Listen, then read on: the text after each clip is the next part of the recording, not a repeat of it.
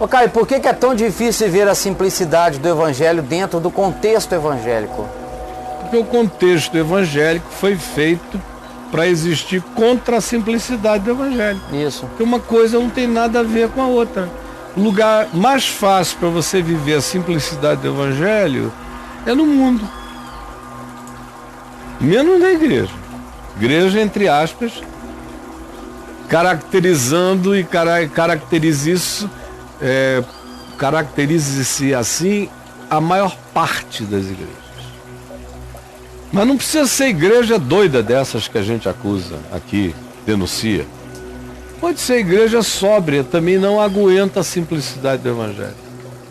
É qualquer uma, né? Uma vez eu cheguei numa igreja, numa cidade muito próspera do Brasil, e numa das igrejas mais prósperas do Brasil. Rica mesmo. Só gente rica eu conhecia, muita gente rica daquela igreja. Presidentes de banco, de grandes conglomerados, empresários industriais, políticos, presidentes de autarquia, gente muito, muito interessante na cidade e no estado. E eu ia sempre no aniversário daquela comunidade pregar lá. Cheguei lá um dia para pregar e eu soube, antes de eu ir, que um determinado indivíduo, irmão de uma pessoa que eu conhecia, também muito conhecida essa pessoa, no meio cristão em geral, o irmão dela estava se congregando lá. E eles não eram evangélicos. Esse irmão tinha se convertido recentemente. Mas o irmão mais velho dele é conhecido no Brasil inteiro, no mínimo, como personalidade. Aí eu falei, é verdade que o irmão do fulano está se congregando aí com vocês? Ah, tá. Aí quando eu estou lá no púlpito, alguém me mostrou, olha, o irmão do fulano está ali. Aí eu vi aquele carinho bem simplesinho, um terninho roto, entrando, humildezinho, sentou num canto. Eu falei, irmão do fulano, é.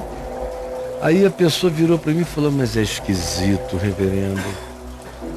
É esquisito, rapaz. É um bom moço, mas muito esquisito.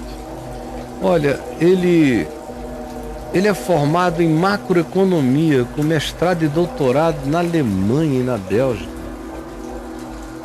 Mas ele largou isso tudo para trabalhar na roleta do ônibus, ser cobrador. Cobrador de ônibus. Cobrador de ônibus. Aí ele se converteu como cobrador de ônibus. Não foi nem o evangelho de cara que fez isso nele. Foi uma decisão anterior. Aí ele se converteu, veio para cá, passou a se congregar com a gente.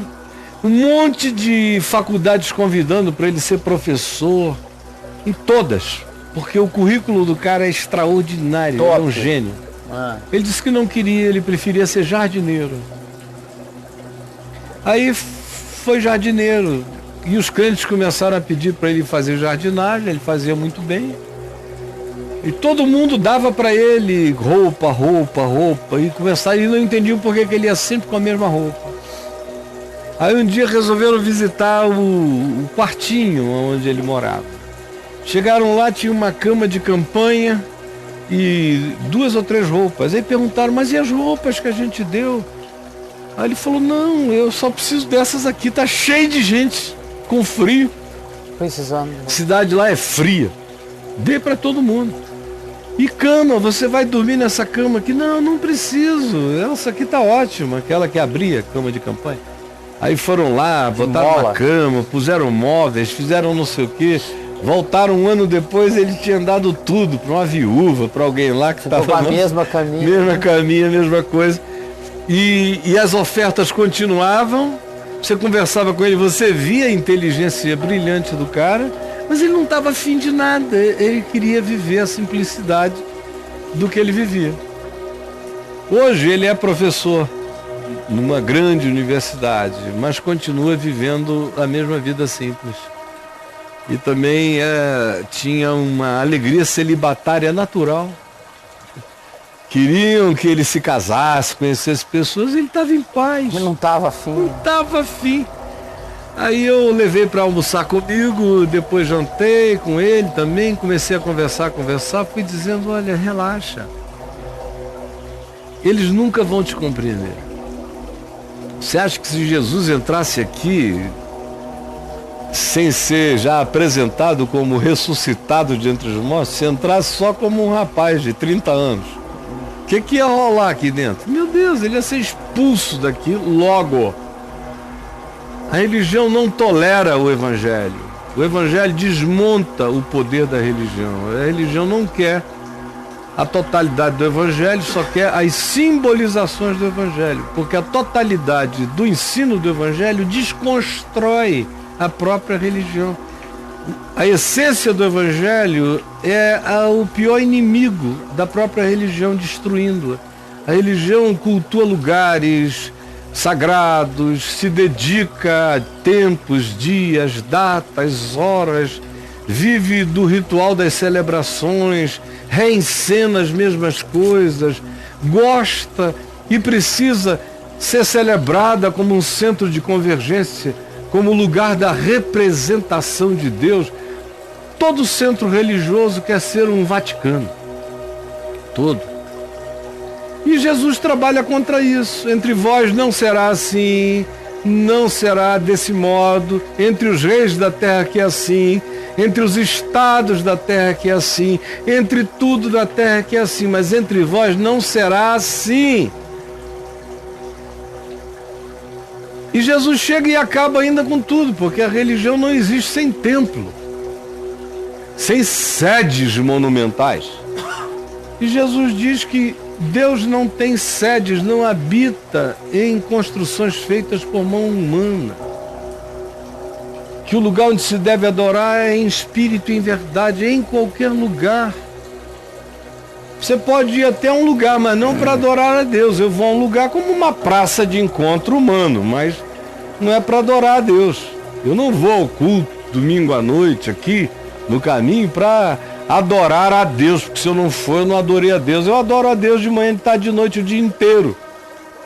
Eu vou lá para anunciar o evangelho que edifica, exorta e consola, e para ver irmãos. E ver que eles estão se encontrando e se fazendo bem. E sendo motivados para seguir e viver o evangelho. Só isto. Adoração a Deus não tem nada a ver com nada disso. E quem continua a vender essa história do levita, do lugar da adoração, da casa da adoração, está trabalhando para manter o lugar cheio, porque sem um lugar cheio não haverá as contribuições necessárias para manter o lugar. E é preciso que cada um que vai ali ache que aquele cara é o legítimo representante de Deus para receber o dinheiro de Deus e aplicar conforme a vontade de Deus. Ora, o evangelho acaba com isso. O evangelho destrói essa lógica. Por isso é que é impossível viver a simplicidade e a totalidade do evangelho da graça de Deus, eu diria, em qualquer das estruturas religiosas que eu conheço. A moçada gosta muito de Jesus, mas nem tanto. Diz que ama Jesus, mas não suporta o evangelho. Vamos lá, brother? Só temos 30 minutos. Caião,